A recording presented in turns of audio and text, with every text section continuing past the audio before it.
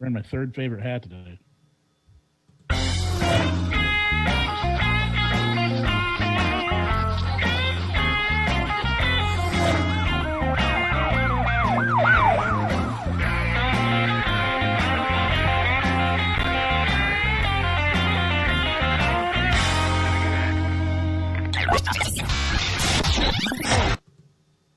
All right, and we're on. Took us a little God. while. We had our normal every week technical difficulties, but the Beat Cops Guide is up and running. My name is David Haynes. That's Bull Garlington right over there. And we are on Facebook, so... And I am wearing my third favorite hat. Share. I'm going to start a watch party. And all right. So we're here. It's Friday. It's the first day of the opening, the relaxed opening here in Illinois. Which were you out at all enjoying anything today, or were you still locked in your basement? Still locked in your house? I haven't done anything. I sat at my desk all day today, not doing a damn thing, and periodically watching watching Minneapolis burn down. Yeah, well, we'll get to that in a minute. I went out to. I woke up. I only slept 3 hours this morning, and then went to Tam Golf Course and played around the golf and sat around with my father and my father. Whoa, the golf course is open? Golf course is open. We were able to play a foursome. The restaurant's open to outdoor seating. They took over half the parking lot and set up all the tables outside. And let's go. I want to go. It was very nice, I have to say. Tam is lucky that they have the parking lot set up the way it is, so that they were able to. They have a sort of an outdoor patio, with TVs and everything on the wall, and then they took over a half of one of the parking lots and added the tables. They probably have the same amount of tables outside that they do inside, and half of them, if it starts raining, are undercover. So that's so they should do pretty well. I thought the setup was phenomenal.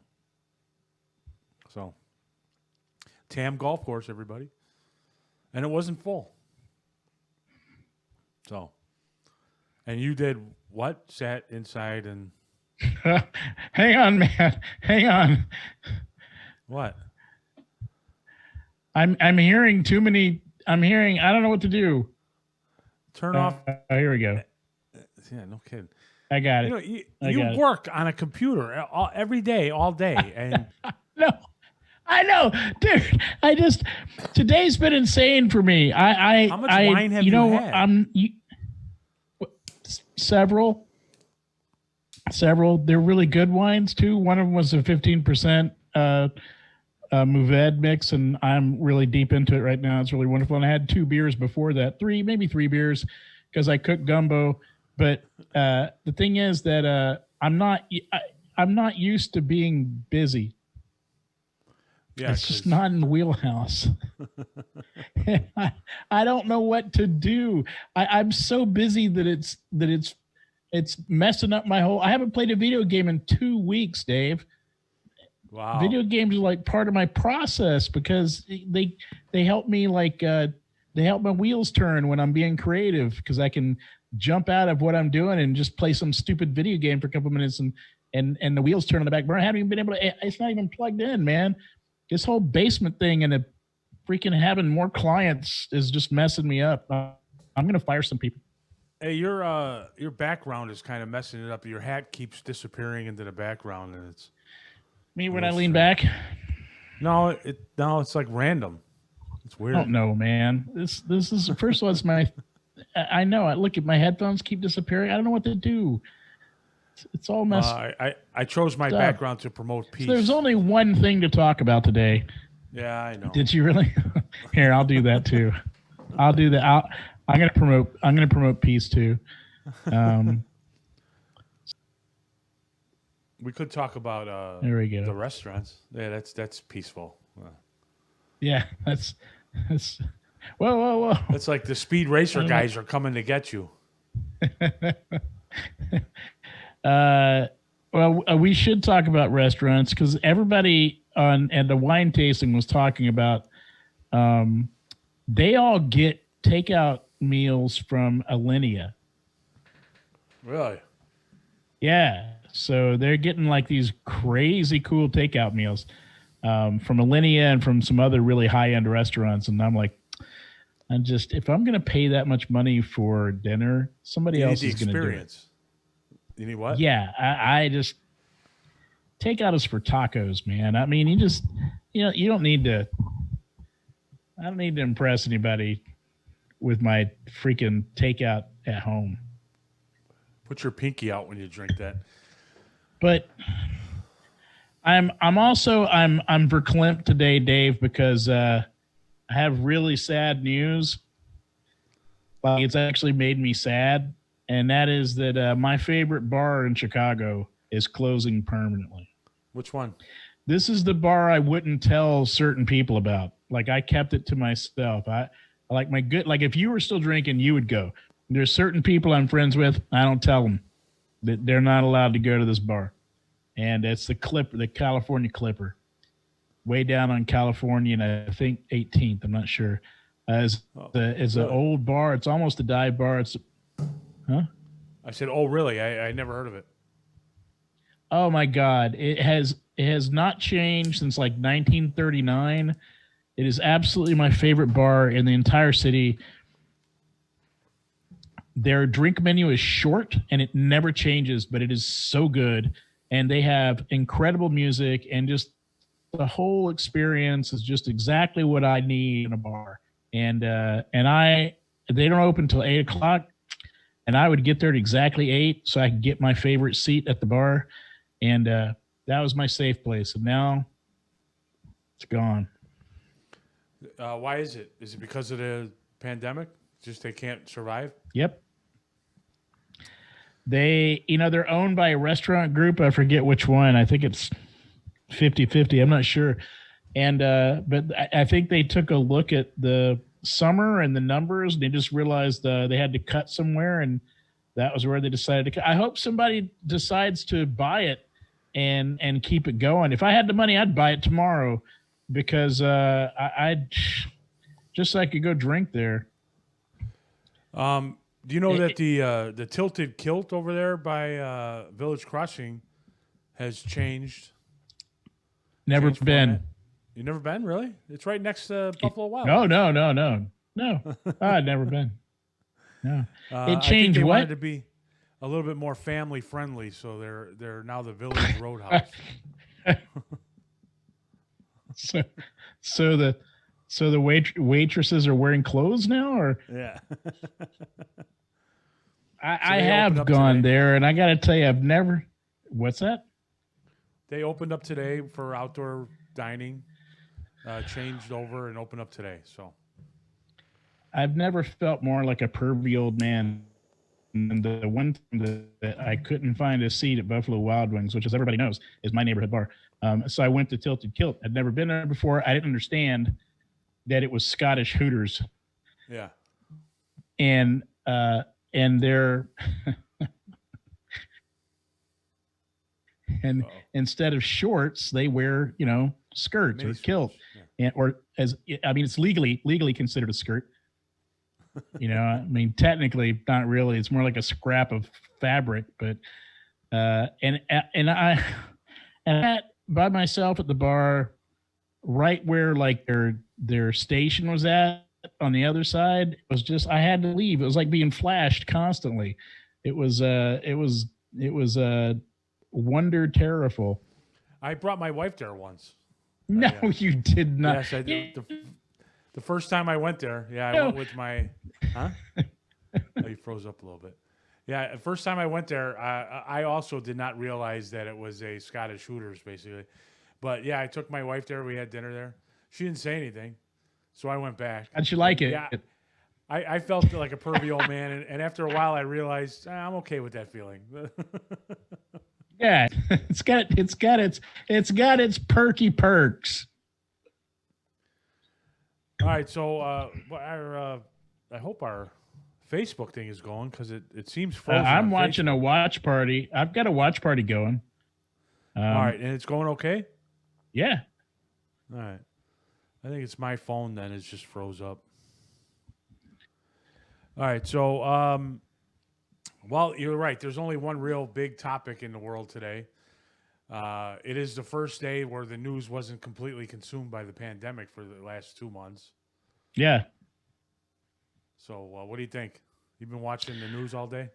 Well, yeah, and I think that what they've done in Wisconsin with the way they're going to distribute cheese from now on is it's criminal. I mean, so if you're going to buy cheese in bulk in Wisconsin and you're from out of state, you now have to pay twice the amount of taxes per pound of cheese than you used to have to pay, and people are rioting in the streets, and I'm with them. I mean, this is ridiculous. When a man can't get affordable cheese, he should go crazy and burn some stuff down.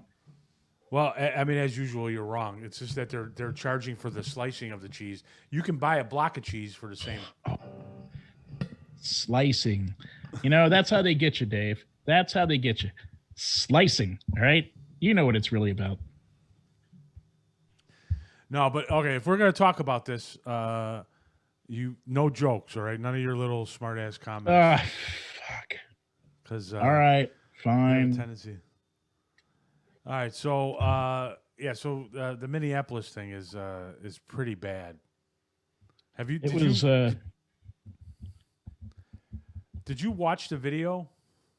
I stayed up late last night watching the coverage, and I was appalled. Video. Yeah. No. So, full disclosure, I don't watch videos where I know someone is actually going to die. I won't do that because I think it's a terrible thing to broadcast, which is actually kind of going against my own journalistic principles. But on a personal note, I just can't do it. I can't watch somebody die. I just can't. So I've not seen the video. I've seen still pictures from it. I know about it, but I won't watch that video. So I won't watch videos about children being hurt. I just don't do that. But I know about it. Well, and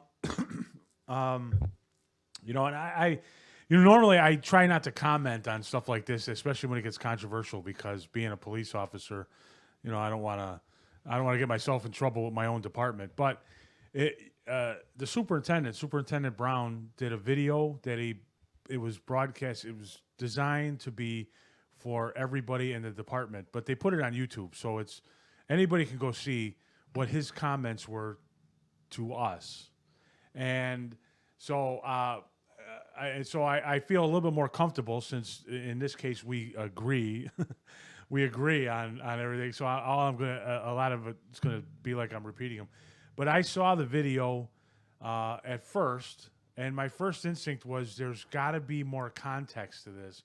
There's got to be something that I don't know that, that it looks so bad that there has to be something. And then I saw the uncut video, and I saw the video. There's a video from the building in front of which he was actually arrested. So they have basically the entire incident from the time the police contacted him to the time he died. And after I saw the video, I made everybody in my roll calls watch the entire video so that they could see how long it lasted. And then the next day, I sort of jumped the gun on it, but the next day the superintendent said he wanted everybody to see the video because it was so bad. And it really is. There is absolutely no justification for what these guys did, and it is. And I just want you to know. There's nothing that's even close. No police officer is trained to do anything like what these guys did. The only time you're allowed to put somebody down like that and put a knee on their shoulder or something is if you're cuffing them. This guy was cuffed long before they ever went down and kneeled on him. And if you watch the video that leads up to the cell phone camera video, what you'll see is you'll see the police pull him over or pull him out of a car. They don't show the actual stop, but they show the police walking up to the car, getting him out, obviously questioning him, putting him in handcuffs, searching his car or doing whatever. And they had him sitting down on the curb on the sidewalk against the building for which is correct. 2 minutes. Huh? For a good 2 minutes, they had him. That's the right way to do it, right? Well, at first, yeah, and then they get him up, and you have to understand this because it shows how compliant this guy was. From the point where they pulled him out of his car or the car he was in, and they sat him down, and they decided they were going to take him in. They get him up, they stand him up, and they walk across the street, and he complied. You can sort of, if you read his lips, you can see that he was complaining about how tight his cuffs were. I'd be interested to see what their response to that was because there's no sound to this. But even after that, he walked across the street, and when I say across the street, I'm talking a busy street like Milwaukee Avenue or Foster Avenue, but a busy Minneapolis street, all the way across the street, because the car that they were going to put him in and the car he eventually died next to was across the street. I don't know why they did that. All they did was seal their fate because it shows how compliant this guy was. He walked under his own steam. He didn't fight him. He didn't do anything. They get to the car, and they're putting him in the car, and he starts at that point to kind of tussle with him. But he's handcuffed behind his back.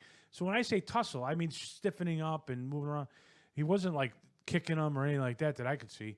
And maybe he was just apprehensive about something, like he thought he was going to hit his head on the door or something. Well, what I think is that they probably told him that they were going to loosen the cuffs when they got to the car to have him comply with walking across the street without any fuss. And then once they got to the car, they didn't do it. And if his cuffs were really tight, you would know you're going to sit down with your hands behind your back. It's going to be tougher, right? So, and at that point, they put him down. Here's the thing: no police officer in America is ever trained to put somebody down, face down when their hands are cuffed behind their back. Nobody. Everybody is trained at the very minimum to put him on his side or stand him up against the car. Nobody is ever taught to kneel on your neck. And so from the moment they started this, they were wrong. And then it went on and on and on for 8 freaking minutes. I mean, I'm telling you, I had my guys in roll call watch the entire uncut thing. And I have yet to see a police officer who's seen this video who doesn't think that is flat out murder. It's serious. What was their nonverbal response to watching the video? Well, I mean, most of them were just shaking their head. The debate that we had, or not the debate, the discussion that we had afterward was nobody can fathom. Is that the right way to say it? Nobody can fathom what the hell this guy was thinking who was actually kneeling on his neck. Everybody I talked to said they would never, ever do that. The only thing that we discussed is, what do you do if you're one of those other 3 guys? What the hell? There's 3 other guys standing there watching this, and they have to know it's wrong. Is it just because this guy's senior? And I brought this up. I had my youngest police officer there. I said, listen, these guys are all senior to you. They've been on, 10, 20 years. If they're doing something like that, you have a duty to intervene. I said, if it takes you taking out your stick and whapping the copper against the head to get him off, I'm actually amazed nobody in the crowd rushed out there to grab him. And but that was our discussion. Our discussion was, how do you get the guy to stop doing something that you obviously know is wrong? And well, I like the suggestion that you made when we were on the phone last night, and you were talking to your guys, and you said that as one of the cops could have came up and kind of hit him on the shoulder and said, "Here, let me take over," so that it's like a smooth transition. You know what I mean? It would have been good, but it's such a sad state of affairs. And the sad thing is, for me right now, I've tried so hard in the last 6 months to pull myself away from politics, from discussing politics. I mean, I'm still engaged in my civic duty, but I'm finding that discussing politics is not fruitful. And so, on social media and in real life, I've been kind of pulling back a little bit and using new tactics. Um, Yeah. and you know, uh, but I got pulled into a discussion on a friend's timeline, and all I did was I hadn't talked to you yet, but I had read the comments of a bunch of cops on a thread in Reddit, and all of them said what you said. Nobody is trained to do this. We're trained the exact opposite. You never lay a guy on his face when he's cuffed. You don't ever sit on their neck. There's just no way for it. You always try to get them into an upright position, whether it's sitting or standing, because that's the safest thing for their respiratory. And all of them said that this is straight up murder, and it was ridiculous. And so I posted that, and this guy just started posting links as a reply to me to all these companies that train police officers in this technique. Now, maybe this is, I hate to be a tinfoil hat guy. Maybe these were sites that were fake. I don't know, but there were companies that indicate that they're available to train police officers on how to use this technique, because apparently it's very effective at subduing somebody, which I can understand since you feel like you're going to die, and it just, what bothered me was not that those companies exist. All kinds of weird ass companies exist. Just because they say they train cops doesn't mean they actually do it. Maybe they were just waiting until they get a gig, and maybe they never will. But what bothered me is that somebody was posting those links as some sort of defense, and there's still people out there that are trying to find the unbiased version of the story, and to try to tell people don't be outraged and stuff. And it's like, what? It's I don't know. I don't mean to bogart the conversation. I'm sorry. I haven't met anybody like that. And I'll tell you something else. I used to do training, and a part of the training that we did was in positional asphyxiation. There's been all kinds of books and studies and everything. I do not believe that there's actually any companies out there that are teaching people to do what this guy did. It goes back. What was that's got to be 15 years ago now, at the minimum, that you were trained to do exactly not this. Yeah. And that was 15 years ago. And not only that, I asked my dad about it today, and because he was a police officer from 68 to, I don't know, 20 years ago, whatever. So, and he said, even going back to 68, even if there's a fight, once you get the cuffs on, the fight's over. I mean, what are they going to do? Even if they run away, you can't run that good with handcuffs behind your back. So you're not there to punish them. You're not a judge. You're not a jury. You're there to restrain them, and that's it. Right. And I can totally understand as a human being that you might be enraged. You might be feeling fear. You might be, there's all kinds of things that I wouldn't understand because I've never been a police officer. And it must be a terrifying job to have to actually fight someone. Like, your job is to sometimes fight somebody. I'm 56 years old. I think the last time I was in a real fight was in 4th grade. I didn't do very well. It's not something I would relish doing. So, I mean, it's ridiculous for me and people like me to armchair manage that kind of stuff and say, well, this is what you should have done. But I mean, in context, let me tell you this. There is very few things that we in this day and age come across where you can say with absolute certainty whether something is right or wrong. And this is one of those times. There's no doubt. I bet you if you showed this guy that video, when he sees it in court, he's going to be like, I can't believe I fucking did that. I that's the only thing I can think. I mean, unless he's just a stone psycho killer. But this is one of those times where everybody can look at this and go, that's wrong. There's no, I mean, there are times where even in controversial stuff going in the past, there were certain circumstances that maybe normal civilians don't understand, and maybe that's why they did it. Not in this case. This is just there's no doubt.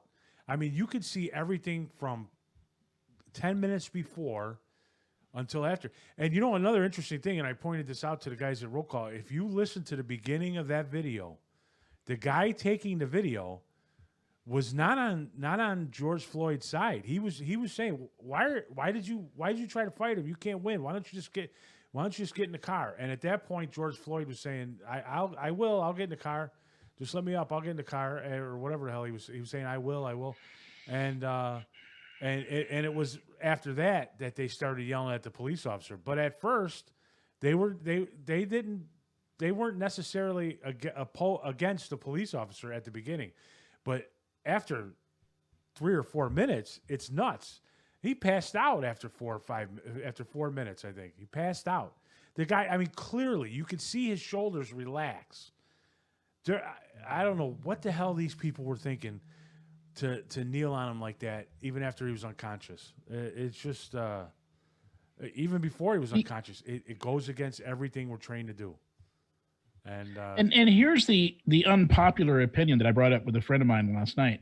I think you and I talked about this a little bit too, is that I understand that in the broadest sense of context, the broadest context, that this is definitely an incident that is, simply adds to the unfortunate narrative of racism in America. I totally get that. But this may not have been motivated by racism. It may have been something else. It may have just been an enraged psychopath, and it may not have had anything to do with race at all. I don't know. I mean, I don't know what was in the man's heart. It didn't seem to me watching it that it had anything to do with his race. I mean, when I try to get inside of his head, I think that he seemed like the type of police officer, and there's a type out there, who sees guys that are breaking the law as just criminals, not people. Your job is to get them in the car, get them into jail, and that's it. And it may not have anything to do with his race or his gender or whatever. It may just have to do with, this is a bad guy, and I'm taking him with me, and nobody's stopping me. And then I think the fact that the crowd was telling this guy to do something, and some police officers see that as a challenge to their authority, and then they dig their heels in. Other than being a stone cold psycho, I don't. That's the only thing I can figure out. There's clearly no excuse for it, but I think it's important that people explore the idea that it's not racist, and that this cop's problem was not racism, but that this cop's problem was what you said, that he has an us versus them mentality. And that's as dangerous, or maybe even more dangerous, than being racist.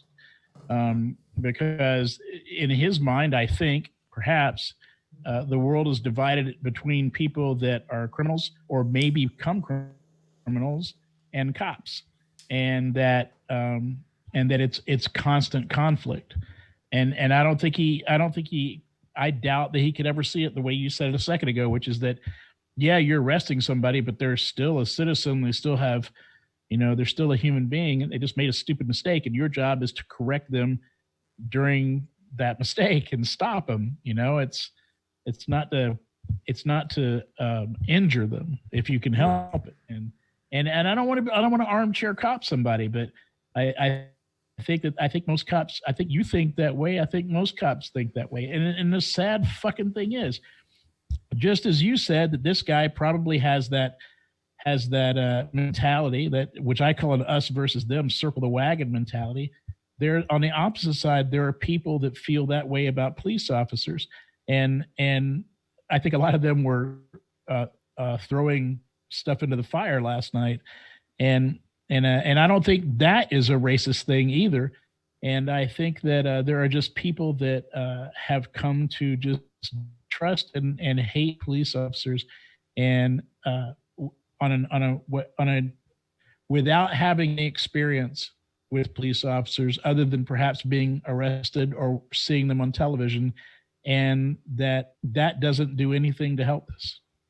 No, but you know what? If you don't mind, and we don't have pre-show meetings, so we didn't really discuss this too much. But if you don't mind, I think we should wait and talk about the protests on Tuesday, and because I want to see how everything plays out over the weekend. I can kind of understand how things blew up last night, and I don't. I really think that these are two separate topics, and I kind of wanted to get a little separation in between the two, because That's smart. huh? That's smart. You're right. But the other thing I wanted to say that I brought up at roll call, and you know, part of the thing you forget when you get to a higher rank, sergeants and lieutenants and above, you work alone. I work alone, generally speaking. When I drive, when I'm out on the street, I'm by myself, and it have been for years. And you forget a certain facet of police work that I tried to bring up at roll call, and I was asking if they still do it. Is that when you're working with a partner, especially when you have a regular partner, you should be discussing different things that may happen. You know, and I said in this roll call room, it's just us. It's just the police officers. There's no civilians, no reporters, no bosses. I said, this is the place we could talk about something, because you mentioned armchair quarterbacking. And I mean, I don't like to sit there and talk about what somebody else did 1,000 miles away in a situation where we don't know the laws. But we can apply it to what we do, and we can point out the obvious wrong, first of all. But second of all, is like, okay, and I made this more for the younger guys. What are you doing when you're in that situation? And you should be discussing it with your partner here, whatever, in the roll call room. But it's, what are you going to do if somebody clearly loses the judgment to deal with something? How are you going to, and like we talked about, tap him on the shoulder, I'll take this guy, get off. And at the minimum, if that Asian officer had tapped him on the shoulder and said, here, get off of him, I'll take care of it, and tried to stand him up, at the very least, he would have been shown to at least tried to intervene. Because they're all going to jail. And 3 of them absolutely deserve it. The Asian guy, he deserves it because he didn't intervene. I don't know. I didn't see what else he did. They have to look at the body-worn cameras, because you can't really see. There's a sort of a gap where you can see them at the car across the street, but before the cell phone video starts. And so I don't know how they tackled them or what. But so we discussed it, and I remember having every partner. What are you going to do if you get into a foot chase? Who's going to drive the car? Who's going to chase? What if he throws a gun? You used to try to come up with these scenarios and figure out what are you going to do if A, B, or C happens. And I try to tell these guys, I don't know if you guys are still doing it. After you get to a point where you're working alone, you forget it, and it should be something that everybody does. When I was in the Marine Corps, it was called Red Squad. You try to figure out what the enemy's going to do and then how you're going to counter that. And this is the same kind of thing. So we sat there and talked about, first of all, how do you get somebody in the car who's not trying? How do you check to see if the cuffs really are tight? We went over, how, and putting it on your body camera, if you can fit your finger in there, and you have your body camera showing it so you can show that this is, and then how do you talk them in? Another thing, and I don't know how Minnesota is. I don't know what the laws are or how they're handling this pandemic or whatever. But in Chicago, we would not have taken him into custody for that crime, even if he was guilty. We would have written him a ticket. What was the crime? Supposedly he either passed a fake $20 bill or wrote a bounced $20 check. It's some kind of fraud. It was some kind of fraud. We would write a ticket right now because it's because of the pandemic. We would, but the pandemic's going on in Minnesota too. So I would assume there are laws. We're not taking people into custody for basically a crime as long as we can verify their identity and get them later, So I don't understand why they were taking him into custody to begin with. And we talked about that. We talked about how to check to see if their cuffs are tight, how to get somebody in a car when they don't want to get in the car. and not for nothing, just taking your time. You could stand there. He's in handcuffs. You could stand next to the car for an hour. I don't give a shit. You're not going to get in trouble if it takes you an hour to talk some guy into the car. Eventually, he's going to get tired of standing there, and he's going to get in the car. There's no reason to You know, wrestle you've him to the mentioned this ground. before. This seems like one of the wisest things that I've heard you say about being a police officer. And I don't know anything about how prevalent that point of view is, but I think that you said one time, like, if you got a guy at a convenience store and the doors and the guy's just like yelling and he's standing there and everything, you're not in a hurry. You got all day. You guys get paid by the hour. No one's, you don't have a deadline. No one's like, take care of the problem as long as it takes. It's not like somebody goes, okay, this is a robbery. You know, we got to wrap these up in 34 minutes. It's not like that. Take as long as you need to. And I wonder how often the opposite of that is happening. Like, these guys feel a sense of urgency to get the guy into a car and into jail, when that's actually not true. No, actually, well, let me put it this way. It's easy for me to sit here and say it. It is very difficult when you have a crowd staring at you and you feel like you have to take control of a situation. It's difficult not to feel the pressure to end it right away. It's very difficult. And you mentioned that before too. You've talked about what the definition of control is.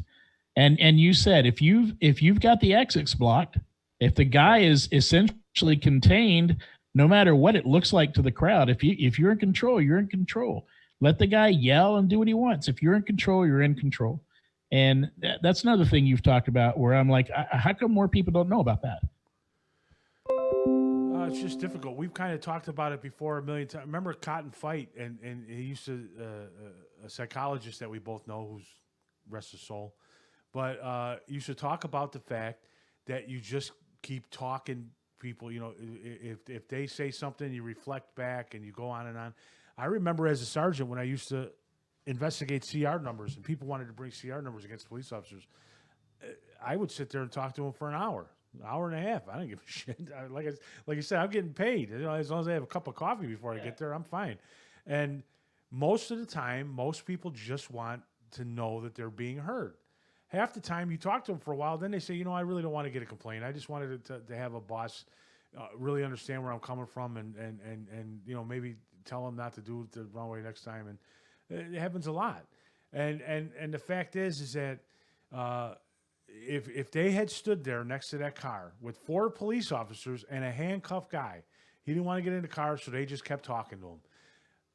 Even the guy videotaping it was going to get bored if you're just talking to a guy. You know, they're not going to keep. And so even if he felt like there was a crowd surrounding him, they clearly were not at first yelling at him. They were not throwing things at him.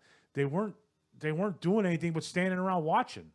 And you know, if you're just standing there talking to the guy, man, I really don't know what these guys were thinking.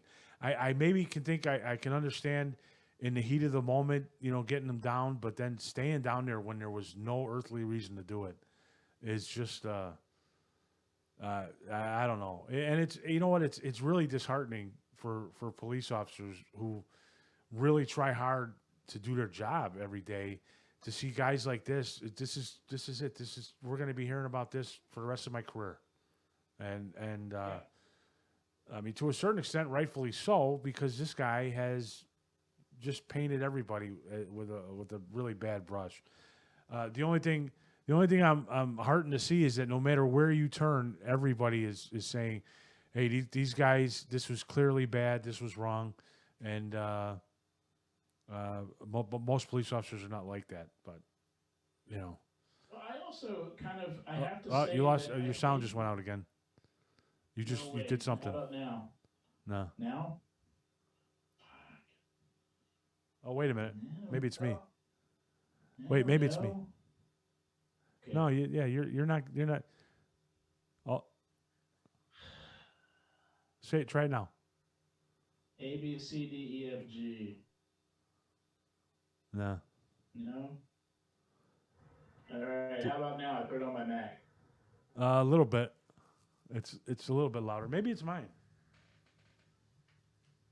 I don't have my other headphones plugged in. I mean, I could turn it up a little bit. How's that? Yeah, no, your microphone's not working. I can hear your voice very vaguely, and it's like you're on a shitty speakerphone. What the fuck, man? All right, hang on. All right, well. Okay, how's that? Barely hear you, but it's a little better. Well, you know what? Why don't we end it there for tonight? I mean, all we were going to do is talk about a couple of restaurants. We can do that on Tuesday, and we'll come back on Tuesday. We'll talk. We'll see how these protests go. Although last night really devolved into a riot, but we'll see how the protests go over the weekend. And on Tuesday, we'll have maybe a little bit of a longer discussion. We could talk some more food for half the time, and we could talk protests. When did you say the cigars are going to open up? Okay. If you can't hear him, he asked when the cigar places open up. I stopped over there. The cigar lounges are not opening up, but all the cigar stores are open up to buy cigars. So I want a lounge. they will. They will. The lounges, the cigar lounges in Illinois, will open up when you can eat inside. That's considered it. Yeah. All right. So thanks for joining us on the Beat Cops Guide. Nobody left any comments, but if you want, you can leave comments on our Facebook page. If you're watching on YouTube, please subscribe. If you're watching on Facebook, please go to YouTube and subscribe. And yeah, so thank you very much. We'll see you next week. All right, now I got to figure out how to turn this off.